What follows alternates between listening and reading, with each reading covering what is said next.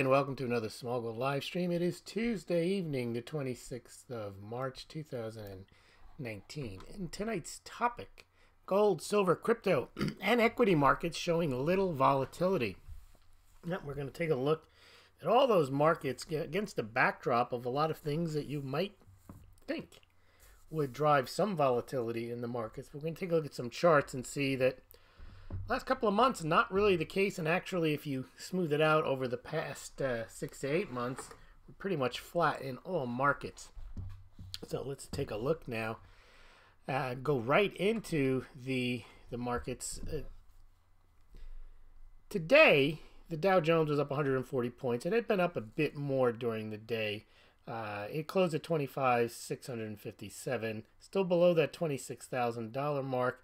It had been as high as about 25,800, so it did go higher, but it pretty much fell towards the end of the day. It was the same story with the NASDAQ, which ended up 0.71% to 7691, and the S&P 500 was also up about 0.72% to 2818. Let's take a look at the gold price. Now, the gold price was up today. It was up about $8 to $13.21, still holding above that $1,300 level, though it fell off a bit at the end of the day.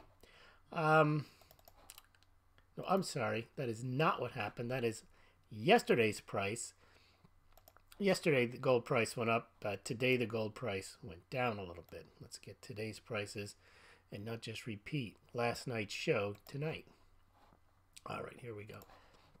The equity market prices I gave you were indeed today, so feel comfortable that you're getting the right prices. Okay, so the gold price today closed down about $6.21, down about 0.5% to $13.1546 in the aftermarket. It's up about $1 to $1,316.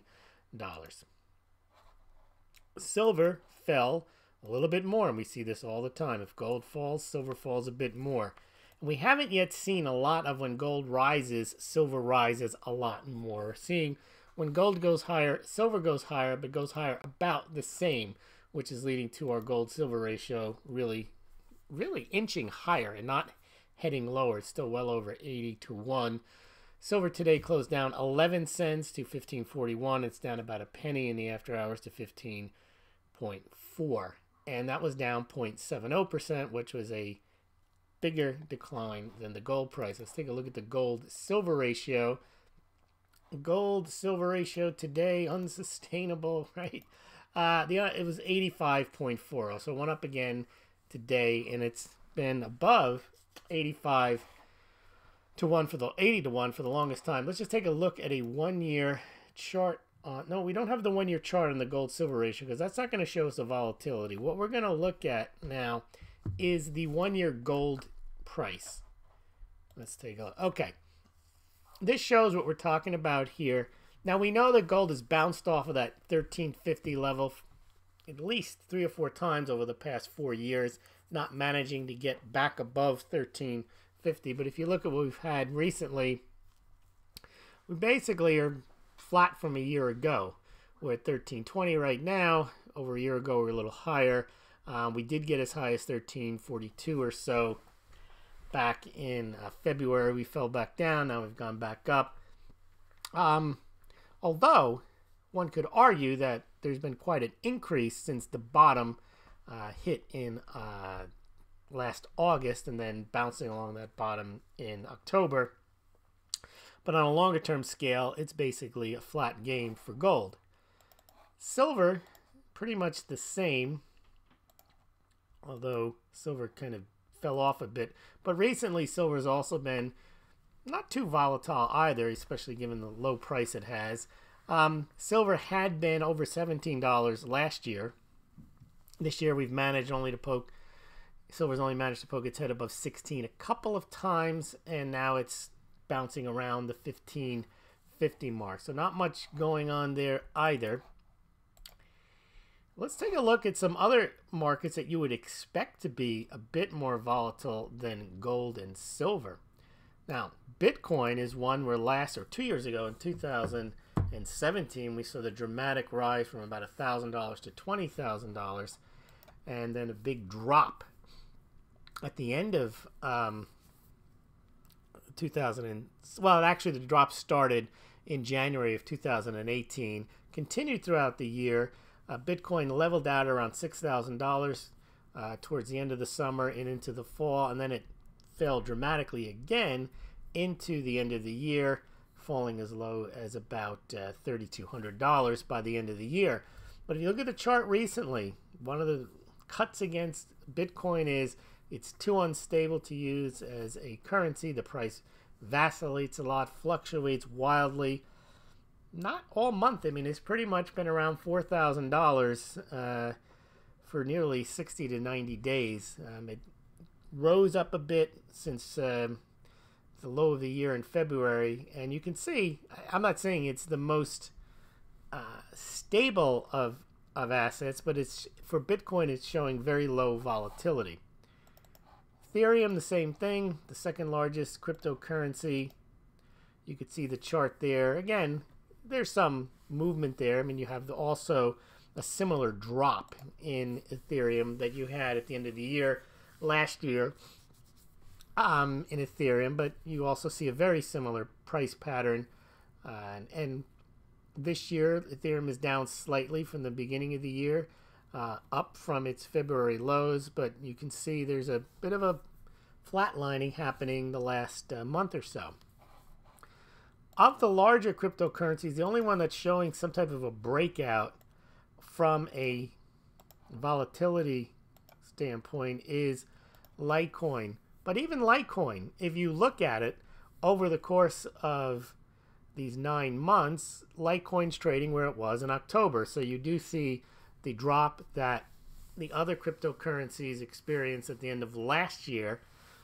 But then you see somewhat of a non-volatile rise. I mean, you see a pretty volatile rise there, some big jumps that you did not see in the other cryptocurrencies.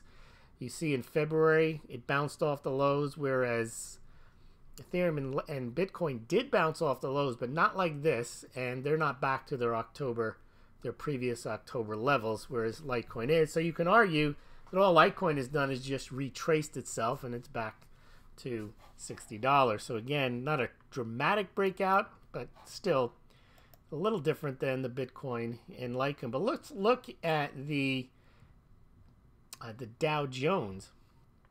Now, the Dow Jones, same thing, very similar pattern. You had a drop in the Dow Jones towards the end of the year, just like you had in Bitcoin, Litecoin, gold, and silver. And the Dow looks more like the Litecoin chart in that it rose after it hit its bottom in January, although it did not fall again in February. But you can see it's essentially back to where it was in October of last year. And recently we're seeing less volatility, and there's seemingly a lack of direction in all these markets now. The only market that really has shown breakout potential is Palladium. I don't have the chart for that, but Palladium, oh, yeah, I do. Here it is. Palladium, now that's different than the other charts.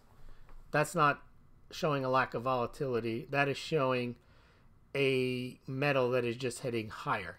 And you can see since October, it's just higher and higher and higher, new highs each month, and little stops along the way. Now, Palladium, the question for the group is this a harbinger of things to come in the other markets, or is Palladium just a one-off because it's a tiny market and there happens to be particular supply-demand dynamics that are at play here that aren't at play in the rest of the market? The other one that's interesting is platinum. Now, platinum is generally priced higher than gold, and it is generally priced way higher than palladium. Palladium is nearly twice the price of platinum nowadays, and platinum generally is generally a volatile metal. You can see here by the chart, but over time, you go back to October, we're higher than, but there's not much of a difference in price, but you can see that on the week-to-week basis, platinum will trade. We've gone as low as $7.75 and as high as $8.75, and that is a, I mean, you're looking at, what is 100 divided by 770? That's a 13% high-low percentage. I mean, percentage between the high and the low in the last year. So that's a fairly volatile commodity. But if you smooth it out over 8 months, it really has gone nowhere too. All right. Now, the reason this is interesting is if you think about what we've been talking about in politics, in the economy. So first of all, you've got this trade war with China, which you don't need to overestimate the potential that that could have. We have the slowing global economy. We've always had issues in North Korea, Iran, Middle East uncertainty. But the big one that I had always thought would have created a very volatile market since the moment Trump was elected was the mere fact that Trump was elected. That was expected to be, I thought, a very market unsettling experience, and that was the initial reaction on election night and then the next morning, and you even had Paul Krugman saying the market will never recover from all this. And then, miraculously, a day or two later, the markets just rebounded and really haven't looked back. They've gone back down, but they did rise significantly and have held most of those gains over the last 2 years. Although, if you go back, I only have the chart there for, I'll pull up a longer term chart. But you see that the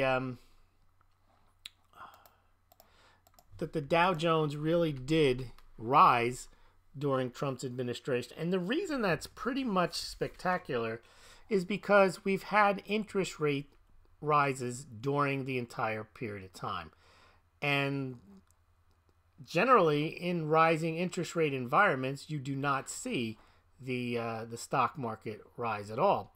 But what's even more interesting is not just that you have the stock market not reacting to the increase in the stock market, in the interest rates, but the political turmoil that we've had seems to also have been pretty much just shaken off. Because we've had, I don't think people think of it this way, but it is true, the president has been under investigation for potential collusion with Russia and also for treason. Now that is unprecedented. We've never had a president. Now, a lot of people didn't believe this at all, and this may be why we haven't had the panic in the market, but I don't believe that, because we know that probably 40 to 60% of the country actually believed prior to the Mueller report, and they may still believe it, that Donald Trump was a Russian agent. Now, if you actually believe that, that should terrify the markets, because it would mean that the commander-in-chief would be held hostage to a foreign nation. So I'm not sure why the markets didn't react, and the only explanation you can give to that is that they never really believed it. Now, if that's the case, but I can't believe that's the case, because we know there were a lot of people who believed it. But then you have to say, well, on the other side, now that the Mueller report has determined that there was no collusion with the Russian government, then you would think people would say, okay, well, there was no collusion, but there's a growing chorus of people, and again, I would say it's 40 to 50%, that believe that the U.S. government, the entire intelligence agency apparatus, the Department of Justice, the FBI, State Department, were all involved in a grand conspiracy to take down the president. In fact, the president is saying that. And again, you would think that that would undermine people's faith in the United States and consequently faith in the markets. But as we've seen, they really, if anything, they've gone higher. They haven't collapsed, and they're also fairly flat. I mean, they're not really moving anywhere. Now, I'm going to show you a chart from since Trump got elected, and you can see what's happened. The only real drama we've had in the stock market, let me pull a chart up here for you, was that drop we had at the end of last year. Now, I think part of the reason for that drop was, I don't think it had anything to do with, at all, political turmoil, people concerned that Trump was a treasonous traitor, or people concerned that the government was rogue. Was really because interest rates had been rising. Fed had been raising rates, and the Fed was saying they were going to continue to raise rates. And then, if you look at the chart we have on the screen right now, we did have that drop, and that drop happened, the nadir of that chart, where you can see when the Dow Jones went down about 24,000, that was around Christmas Eve, and that's when you had the so-called President's Working Group on Financial Markets, or the AKA the Plunge Protection Team, met and announced that they had met, and you can see the rebound is pretty much V-shaped there. But again, I don't think it had anything to do with people concerned about the slowing global economy, trade war with China, the political situation domestically. In fact, the market seems to trade a lot on, or at least the equity market seemed to trade a lot on, there might be a deal with China. There might be a deal with China, and then there's no deal with China. But that's where we are. So I put up a poll for you guys. Let me see if I have there it is, the poll questions. And we could talk about it in the comments after I go through some of the other stories for the evening. But gold, silver, crypto, and equity markets have experienced low volatility recently. Are they all set to skyrocket, all set to plunge, all set to do nothing, or all to go in different directions? Now, the image that I chose to show at the beginning, you might have seen it when you logged on, was this. Are we in a position where, the bull looks pretty much on stable ground and the bear looks pretty much on stable ground, and is the bear's next step going to take him down, or is the bull's next step going to take us higher? Hard to say. It's possible. I would think that, this is all speculation, but if there is now a counter investigation, another special counsel going in the other direction, looking at, as Lindsey Graham was talking about, we discussed last night, FISA abuses and other potential investigations into the CIA, the FBI, the DOJ, and potentially even the former president of the United States, that might undermine confidence enough that you've had these truly unprecedented. You'll have accusations of treason going in one way and then abuse of power in the other, and people still not trusting the results of the Mueller report. You may start to get, I don't think we've seen it, a type of erosion of confidence. And as you know, markets pretty much run on confidence. Now, that's possible. That can undermine confidence in the equity markets, which generally, if that happens, you do get some type of a pop in alternative assets like gold and silver and perhaps cryptocurrencies as well. All right, let's take a look at the cryptocurrency prices. As I mentioned, lack of volatility here. Look, the last 24 hours, Bitcoin right now trading in, this is according to Coinbase, is trading at $3,911.99. And that is flat. There's no movement whatsoever in 24 hours. Ethereum, same thing. You're talking it's up 0.06%. Ethereum is at $133.23, and that's up 0.10%. Again, 24 hours, no movement. Litecoin at $58, down 1.45%. Hardly any movement at all. Bcash, 157.51, down 2.34%. And you can see the larger caps, Bitcoin and Ethereum, are much larger than Litecoin and Bitcoin Cash, and there's degrees of differences within each. Bitcoin is the largest by about threefold from Ethereum. Ethereum's like 3 times bigger than Litecoin, and Litecoin's about 50% bigger in market cap than Bitcoin Cash. So that does reflect in the volatility. The smaller assets obviously are going to have greater volatility. Litecoin, here's Litecoin news. Now added as a native payment option on Travala.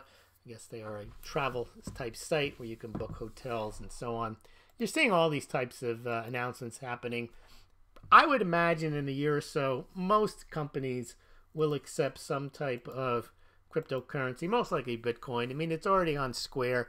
And the reason is, it doesn't really cost you anything to sign up through BitPay or Coinbase, a type of payment processor, to accept the Bitcoin or Litecoin or whatever cryptocurrency.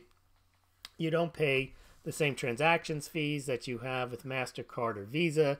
There's no chargebacks, and there is no issue with volatility. Maybe some merchants don't understand that, but when you run your payment through a payment processor, you get the exact fiat dollar as the price listed on your site. So if you're charging $29.99 and the person wishes to pay in Bitcoin or Litecoin or another cryptocurrency, they just type in $29.99. Their application figures out how much Bitcoin or Litecoin to send, and then they send that amount, and the payment processor processes it, converts it into $29.99, and the merchant gets $29.99.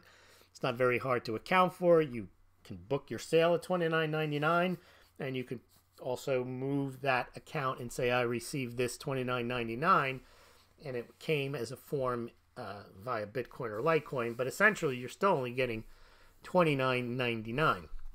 Here's a story here. E-commerce giant Rakuten wins license for new crypto exchange. This is interesting. This is similar to Bakkt in a way.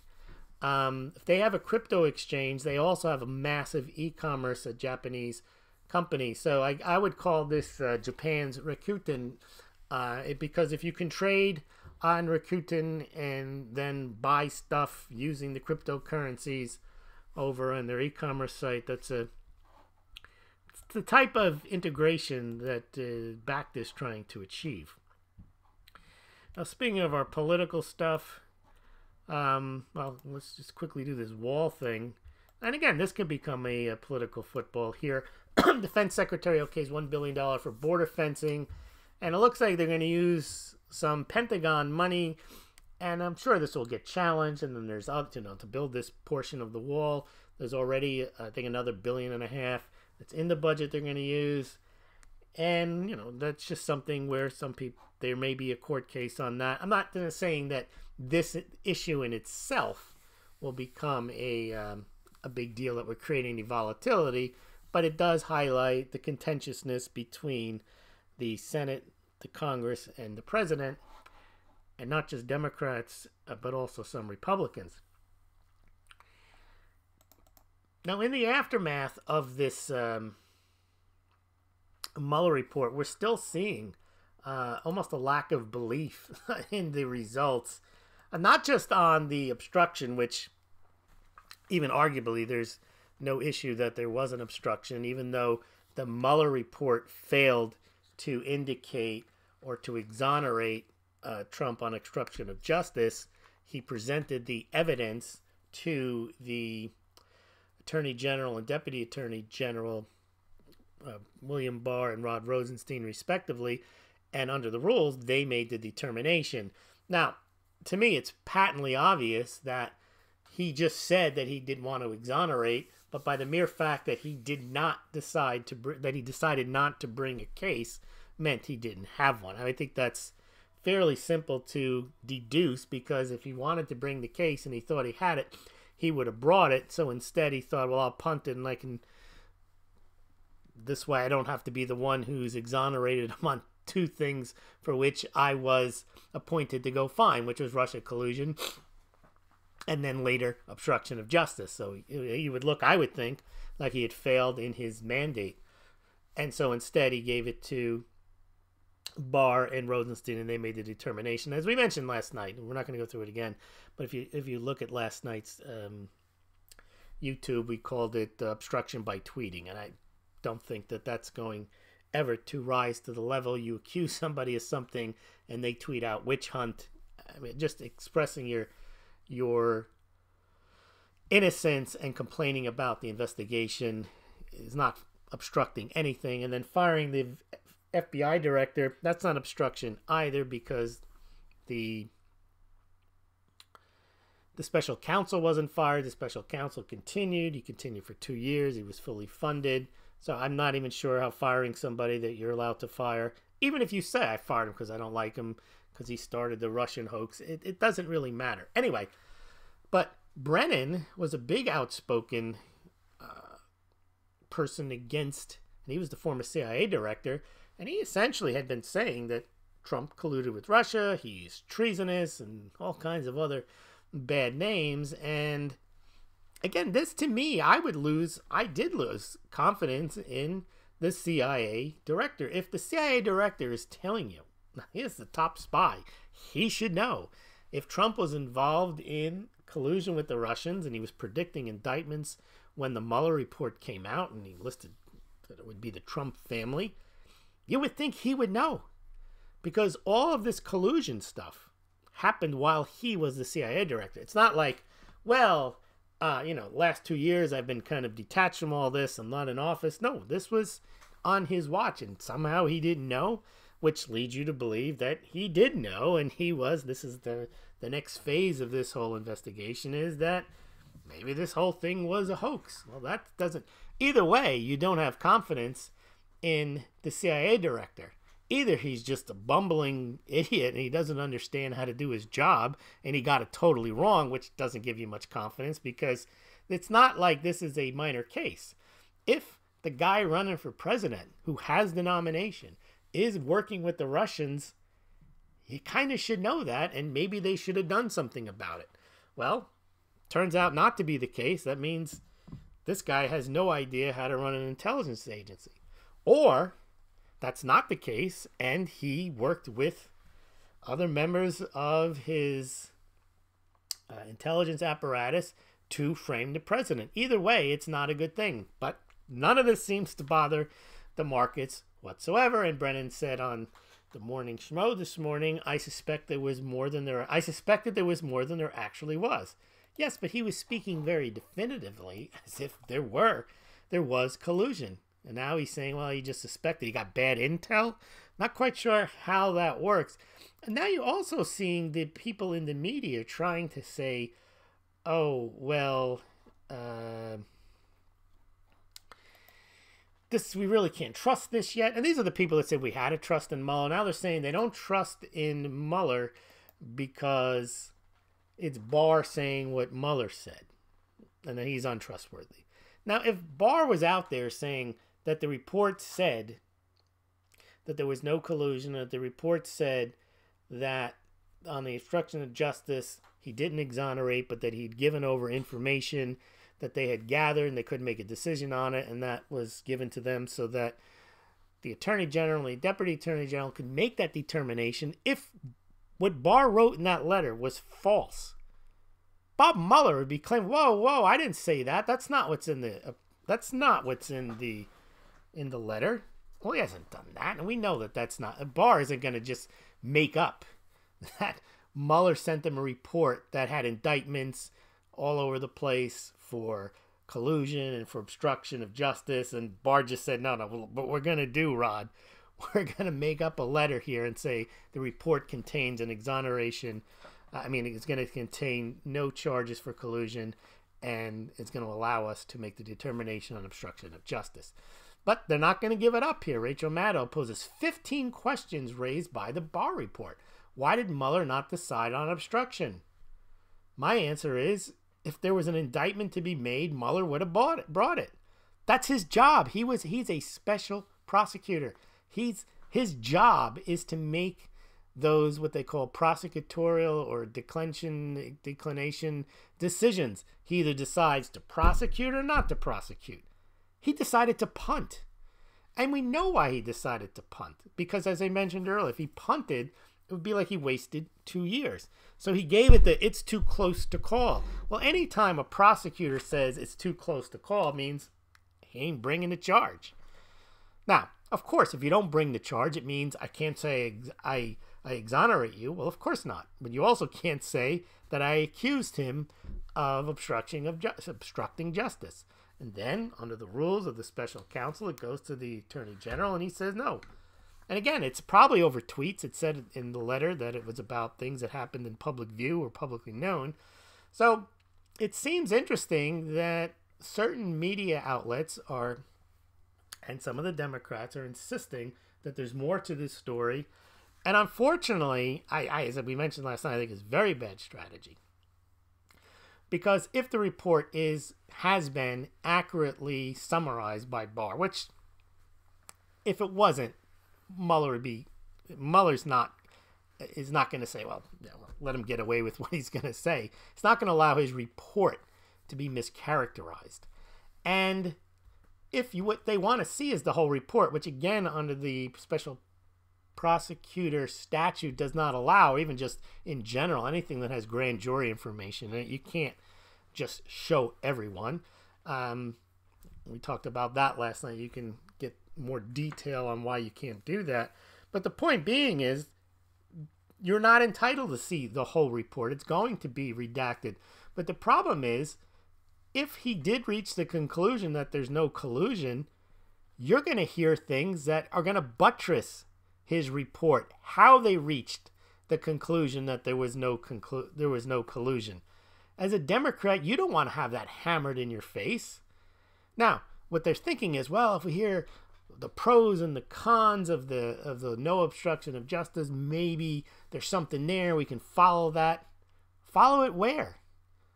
Because the Congress and the Senate don't have prosecutorial powers. What are they going to do? Say, well, we disagree. Now they're going to say, which again undermines everything, we disagree with how Barr and Rosenstein came about to the determination. Okay, so what's the upside to that? You disagree. Of course you disagree. You got an outcome you didn't like. I'm not sure why they want to do that, but it appears that's one of the strategies that we mentioned last night. That's not a good thing. Now, here's another one. And I can't find the original. He probably deleted it. But Brian Stelter over at CNN was saying, look, we didn't get this wrong. It's not our job to investigate anything. We get facts and then we just relay them. Which is kind of moronic because that's not the job of a journalist. There's the old trust but verify. There's the idea that if someone... Dan Rather got caught in this. Dan Rather was given a sheet of paper that looked like someone had written on George W. Bush's behalf to get him out of the draft. And he didn't verify that the letter was a legitimate letter. And some internet sleuth figured it out and said that letter couldn't have been written in 1968 or 1969 because typewriters didn't have that character that's on that letter. Oops. Now again, the journalist can't just say I'm reporting facts, but the journalists today do is they hear something, they get a piece of information and they want to be first and they say, well, if this is true, then, well, no, that's not journalism and you can be blamed. And so I wrote facts. He says we just report the facts. Facts prefaced with if true or unnamed sources or bombshell. And that's not journalism at all. I mean, I know that. I try not to just... if I hear something that sounds a little odd, and I'm not even a journalist, I don't even have to defend myself as a journalist, but as a consumer of journalism, you want to know that they at least looked at the source. And the other thing is, for 2 years, it's not like there has been information out for the longest time. There are books written on it. There's a book called The Russian Hoax by Greg Jarrett. There's books out there that have gone through why they think that the Russian collusion story wasn't true. Now, that doesn't mean, but you never ever heard any reporter say, let's take a look at that. They don't have to agree with it. They can challenge the sources that they put in those books. They never did that. They just always assumed there was always the next breathless story that there's some collusion and Trump's going down. And it just seemed like they were on a narrative. And you guys know, we talk about this all the time. Every piece of information for a gold or silver pumper or crypto pumper always means gold set the skyrocket, silver set the skyrocket, crypto to the moon, when Lambo. And it was the same with the media. They never wanted to hear, well, maybe there isn't a source for that story, or maybe there's something else that contradicts. They never ever did that type of analysis. It was always, just like in the pumper communities and the gold and silver and the cryptos, it was always Trump's going down, bombshell this, Trump's going to get impeached. And now all of a sudden they're shocked that the Mueller comes up with nothing. Now, how can he come up with nothing? Didn't they all have all this information? And that's why they're confused. The other thing is, which is interesting, and maybe this does explain why we don't have this market volatility. Sky News says today, few people outside the Washington bubble even care about the Mueller report. Interesting. Very, very interesting. And that's probably true. Most people don't care about Russia and Mueller and all this stuff. This is all the bubble in the media stories. And not even that many people watch Fox or CNN, or they don't watch these TV channels that much. But it's interesting. They decided that that's what they were going to report on every day for 2 years. You could not turn on a regular cable TV. Fox always trying to defend the president about Russian collusion. That was always on. And then all the other channels were always on there about how Trump had colluded, Trump was going down, Trump's going to get impeached. And now they're telling us, Sky News says, no one really even cared about that story. Okay, then why did they report on it? Now, you should care about it if it was true. And now the question is, I saw Lindsey Graham talking yesterday, he says, not many people care about how this whole thing started, if this whole thing was a hoax. He says he's going to care about it. So that could explain the lack of volatility, that people are just ignoring all this stuff, and I guess that might explain it. We'll get your thoughts on it in a sec. All right, what else do we have in the stories? We covered Brennan, we covered Stelter, we covered Maddow, we covered cryptos, gold and silver. One last thing here.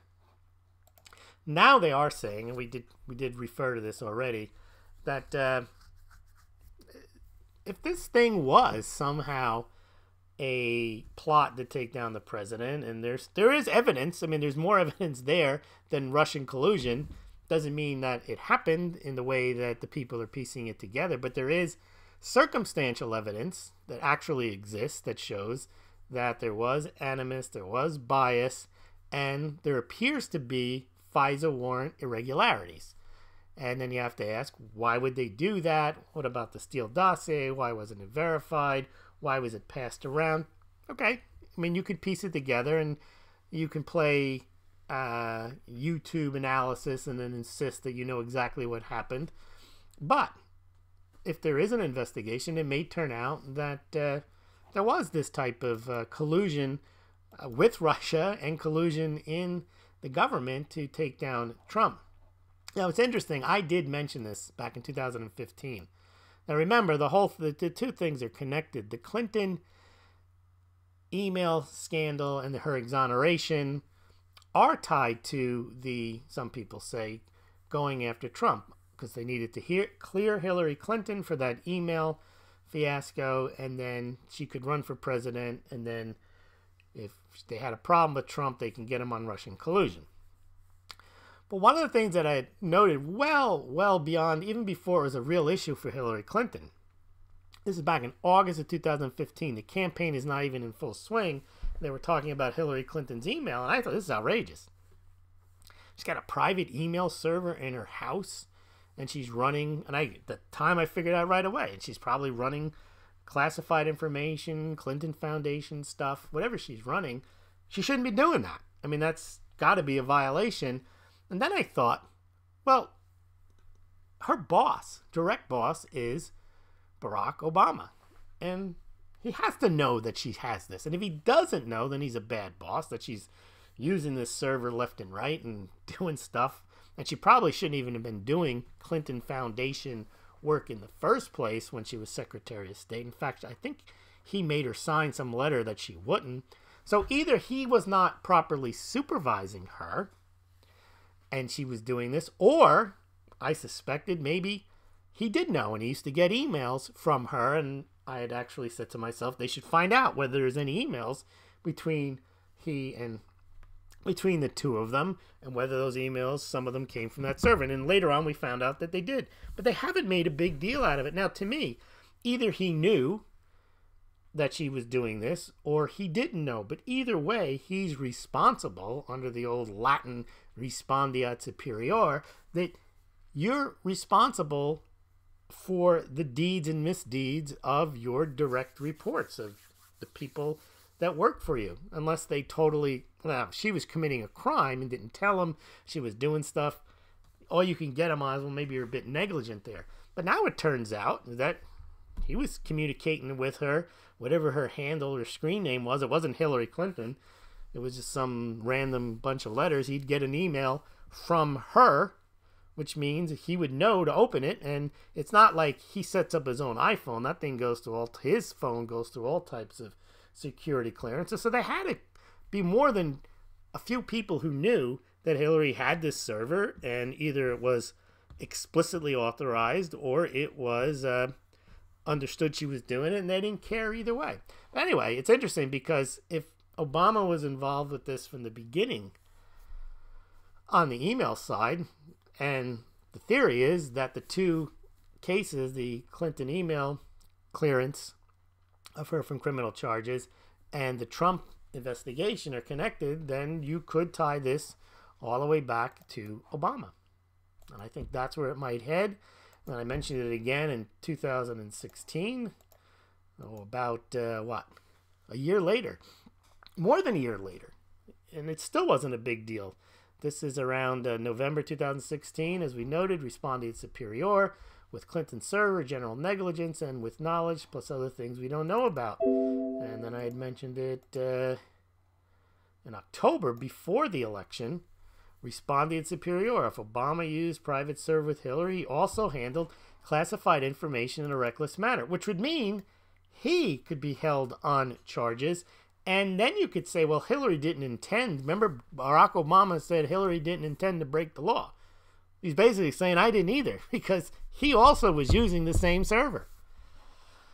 Okay, I think that is it. And it's time now for a lot of people's favorite part of the show. Uh-oh, we got a moron here. Presenting the distinguished international news commentator and foreign correspondent, Smaulgld. This has been an extraordinary week in world affairs. No, I told Hillary Clinton that that's moronic. All right, the Green New Deal. We've covered this, and we're not going to discuss the Green New Deal or whether it's a good idea or a bad idea. Economically, it's obvious it's not a good idea. We've heard that, it essentially just turns the entire economy on its head, and the idea is if you don't do this particular plan in 12 years, we're all goners. Okay, I'm not going to get into that. But Andrea Alexandra Ocasio-Cortez, she's the one who is the creator of this, and she is in Congress, and she the co-sponsor of this bill. It's not a bill, it's an initiative. It's not non-binding. Is Ed Markey. And presidential candidates on the Democratic side have come out and said they're in favor of this deal. Not we're in favor of doing something about climate change, but they're in favor of this Green New Deal, which you've probably all heard by now involves rebuilding every building, eliminating cattle, eliminating air travel, and then it has other things in there that have nothing to do with energy and sustainable energy. There's things in there about, I think there's universal basic income, I think there's health care, but just stick to the Green New Deal. And Ed Markey is the Senate co-sponsor of this Green New Deal, but those running for president have announced support for the Green New Deal, or Amy Klobuchar, Kamala Harris, Cory Booker, Elizabeth Warren, Kirsten Gillibrand, and me, Bernie Sanders. Yes, so all of them were in favor of it. They didn't say we're in favor of doing something. They said we're in favor of this deal, which means they're also signing on to the universal basic income and so on. Okay. So today, McConnell forces a vote on it. And the vote comes out 57-0, with all Republicans and some voting against it, and no one voting for it. 43 Democrats, including Amy Klobuchar, Kamala Harris, Cory Booker, Elizabeth Warren, Gillibrand, Sanders, and even the co-sponsor, Ed Markey, vote only present. Now, that's not a ringing endorsement for the Green New Deal. Here's what's moronic, and then we're going to get to what may not be moronic, and still, it's going to be a strategic failure. So, let's see what Bernie Sanders says, who did not vote for this deal. He voted present. This was their idea. They're going to vote present because they said this was a stunt. I don't know how it's a stunt. You want to get indication of interest, whether you would vote for something. You said you would vote for it, and then you say, well, I'm not going to be forced to show my hand that I voted for it. Even the co-sponsor, Ed Markey, doesn't vote for it. But here's what Bernie said. Mitch McConnell and the Republican Party don't believe we have to address climate change, the major crisis facing this planet. That's a disgrace. We need a Green New Deal that says we are going to boldly confront climate change and create millions of jobs in the process. Okay, then why didn't you vote for it? You see what he did? There's some wiggle room here. We need a Green New Deal. He doesn't say we need the Green New Deal.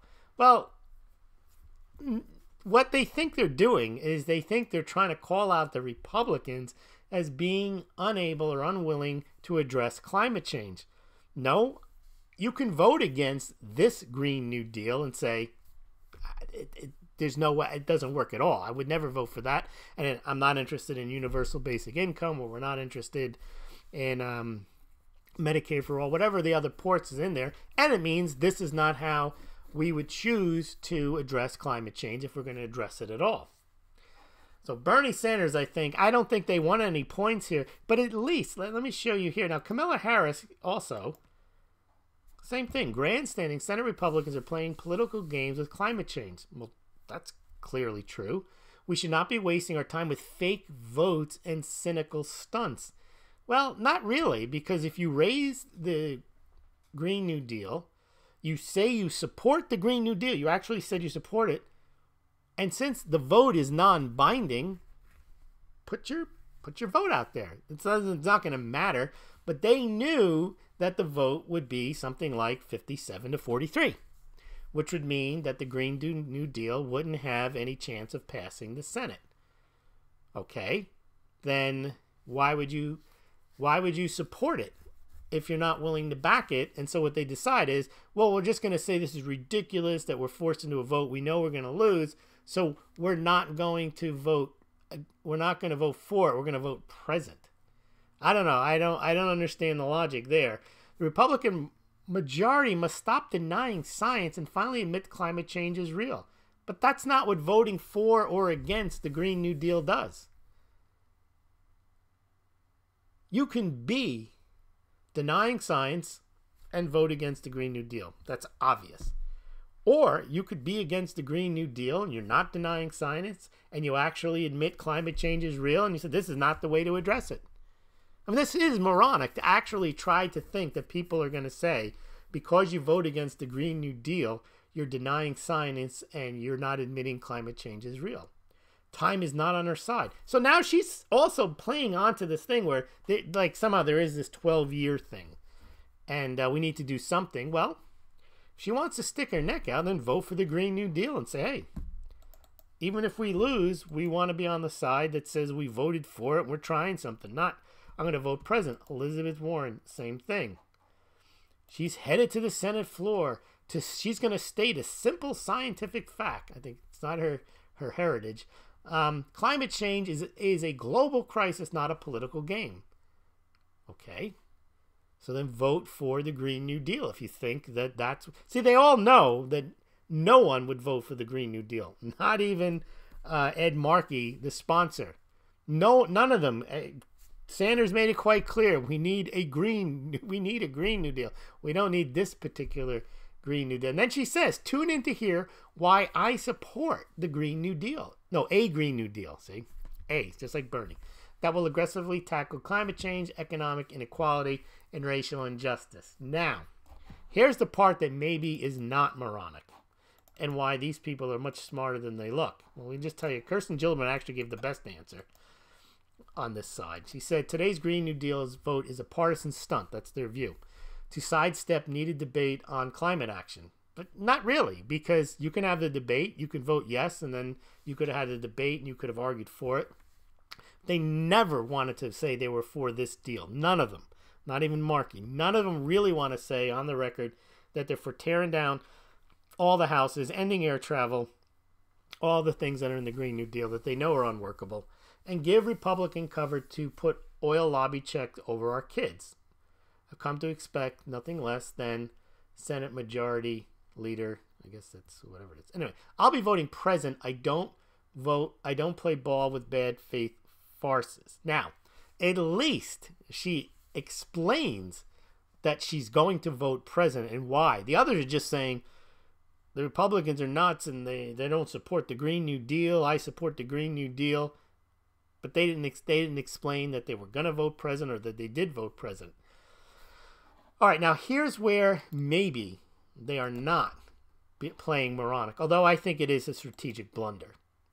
Unless, and I think this is possible, unless what they're really trying to do is shut down Cortez and say, look, we're not going to give her the benefit of walking in here 2 months into the game, come give us this proposal, which is outlet, which they know they wouldn't even vote for because they didn't. We'll use her as a stalking horse to get climate change on the agenda, but we're not voting for that. And this is a stinging rebuke to Cortez. So maybe what the Democrats are doing here is not as moronic as it appears. That they're really what they're trying to do is knock back Cortez. All right, and finally, as I mentioned, that this guy Smaulgld mugs and this guy T-shirts have been mailed out. The first round of them, and this is Rob. He's received his. He sent me a picture of his. He put together something very clever. Let me just show you his other picture of the front of his Smaulgld mug. Looking beautiful there. Looks like he just cleaned it up. But he put out a tweet, which was pretty funny, with his This Guy mug. For those of you who don't understand the This Guy concept, I was on SGT Report discussing the gold-silver ratio. Was one of the topics that annoyed a lot of people. And I gave my views on why I thought the gold-silver ratio was pretty... I gave the rationale why it's not 1-to-1, 9-to-1, 15-to-1, 16-to-1, and why it's not necessarily out of whack based on the supply-demand profiles of the two metals, gold and silver, and that gold is more of a monetary metal still today than silver is, and that accounts for a different type of investor, a different type of demand, and that silver is more of a commodity, and the demand for it right now, even though they keep talking about it is so useful in our lives and it is in all electronics, the demand for electronics has gone down the last 7 years, and there's some increase in solar. But in any event, the point was, I argued that the gold-silver ratio really wasn't out of whack, and that when it was 16-to-1, 15-to-1, 9-to-1, whatever the numbers they are, a lot of that was because at the time, both metals were in the monetary system as money, either as change in your pocket or as part of a certificate program or even backing a currency. But today, that's not the case, so they have different profiles. So anyway, a lot of people started saying, who is this guy? This guy doesn't know what he's talking about. This guy this and this guy that. So I put together a tweet here. It looks like this, and then he broke it down. He writes, who is this guy? That's Rob Gibbs there. And then he took some selected quotes from the SGT Smaulgld video. And here it is. This guy throws around a lot of percentages. Where does he pull things from? That was one of them. You know, they were all talking about this guy. And then our own Carl Joseph DeMarco said, brilliant interview, Sean. This guy is one intelligent and objective guy. This is after he caught on that we were picking on this guy thing. And a very independent thinker. Thank you very much, Carl Joseph DeMarco. Hope SGT Report has this guy back on soon. So he was mocking the idea that all the other commentators were calling me this guy. And then Rob put together a couple of other quotes. This guy seems a little clueless to what's going to happen. Like he knows what's going to happen. Silver's down because the banks want to own more of it. They heard that from somewhere. They believe it. And again, you can have every bank in the world sign a statement. You can have an independent counsel for 2 years come up with and interview everybody at every bank about what their interest in silver is, and you can get 99.99% of them to say we have no interest in silver, we've never had silver. You can do forensic accounting, you can follow the money trails and find out that none of them have any silver. They'd still believe that the reason silver is down because the banks want to own more of it and that they actually own it right now. And JP Morgan has 500 million ounces of silver. That is all I need to know. Yeah, nonsense. It's the same narrative pumping, but this guy is clueless. And then he says, don't be a sheep, people. Go get some silver. Indicating, it's interesting, is he doesn't realize that the reason he believes silver is down because the banks want to own more of it is because he himself has sheepishly listened to the silver pumpers who tell him this, and he believes it without any independent verification. And one more here. David Welsh, I love your channel, but this guy you have on is a bag of blithering word salad. Because okay, we're not going to go into all that. All right. Well, thank you very much for listening tonight. We'll be back again tomorrow night, but if you guys got some comments in the questions or comments in the chat there, we'll take a look at those, and then I'll put up the pitch here for donations. There you go. Bitcoin, Litecoin, Patreon, PayPal. Check, money order, cash, precious metals in the mail. It's all there on your screen. And we also now have Subscribestar, and that link is below as well. Subscribestar is a Patreon alternative. Let's see what anything if you guys are saying over what you guys are saying. Smaulgld, mug stackers, and game changers. All right, let's see who we got here. Coins AZ. He's been showing up a lot lately. Good to see you. Fiona, where are you, these guys? Pablo finally shows up. Seth. Fiona, Pablo. Okay. Dow, dollar up, mugs up. All right. What else do we have here? All right, Coins AZ. What's this guy mug to gold ratio today? Someone's got to start keeping track. You know, the price of Smaulgld mugs have remained relatively constant. There are occasionally, on the Zazzle site, they do have a discount on them particular days, but the standard price stays the same. And the mugs you order from Smaulgld, the classic and super classic mugs, which are on your screen, $23.99 with priority 2-day shipping, and the Smaulgld Classic to the right, $19.99 with priority 2-day shipping. Those prices have remained the same since their introduction. Yeah, Seth missed a chance with the Palladium move. Platinum to the moon, they say. All right. What else do we have? Tossing Molotovs. The political turmoil is a sign that the culture society is unraveling. Okay, but wouldn't you expect there to be some volatility, though, in our markets? I mean, not in Palladium. I mean, in some of the other markets. The young are dumber than a doorknob. That's the reason we need to hedge our bets with PMs. But they're not catching the bid. That's what's interesting. Hence tonight's title. Smaulgld, there's one option you forgot. Sideways, no definable. No, I didn't forget that. That's one of the questions. One of the answers is they're all going nowhere. Yeah, it's sideways. Yep. That is one of the. Let's see if anyone voted since we got any. We had no vote. I did just put up the poll on. Let's find the poll. I just put up the poll. Let's see if we got any votes here. In the community section. Oh, we do. We have 14 votes. Gold, silver, crypto, and equity markets have experienced low volatility recently. Are they A, all set to skyrocket, B, all set to plunge, C, all set to do nothing, and D, all to go in different directions? And half the people said all to go in different directions. Yeah, and someone points out you didn't have a choice, all set to go up or down. It's hard to put them all in there. It was really just for discussion purposes. All set to do nothing, though, is 36%. All set to plunge, 7%. All set to skyrocket, 7%. So people in general, given the questions are very general and they don't provide for any level of specificity, you can't separate gold will go up but silver won't, or cryptos will go up and gold won't, or silver will go up but gold will be flat and Bitcoin will go higher. You know, we don't have any of those. There's not enough they don't give you enough options. The idea, though, is all the markets are pretty much flat. And the question is, are they all going to stay there? They're all going to go up? Which ones will go up? Which ones will go down? I don't know the answer to that. But I would have thought something would be moving in one direction decisively or not. Rakuten spending a lot of money on YouTube ads. Yeah, I guess they are. They're huge. In fact, Rakuten is actually, they're one of my affiliate providers. SD Bullion, when you buy your coins and gold and silver through SD Bullion, through the Smaulgld links that are below the BitChute and the YouTube and on the Smaulgld site, that's through an affiliate company called Link Connector. And that's where I get the commission.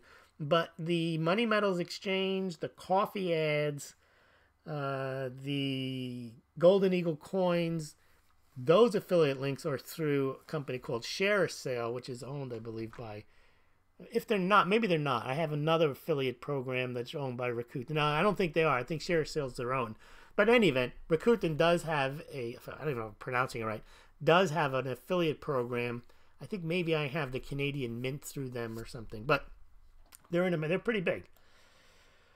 All right. News in Canada. Fiona Whalen, I'm shocked Rachel Maddow is so popular.